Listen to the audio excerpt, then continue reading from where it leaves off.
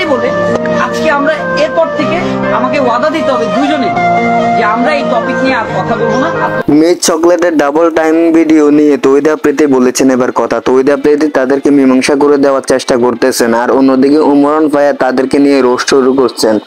এখনকার পোলাপান নাকি ডাবল টাইমিং করে, আর এইদিকে আমি একটা প্রেমই করতে পারি না। তাদেরকে নিয়ে বলতেছেন আজে বাজে কথা উমরান ফায়ার। আর তৌহিদা আফ্রিদি তাদেরকে লাইভে নিয়ে এসে সবাইকে বলে যে তোমরা ঝগড়া থামাও, তোমরা এরকম কাহিনী আর করবে না, তোমরা এক হও।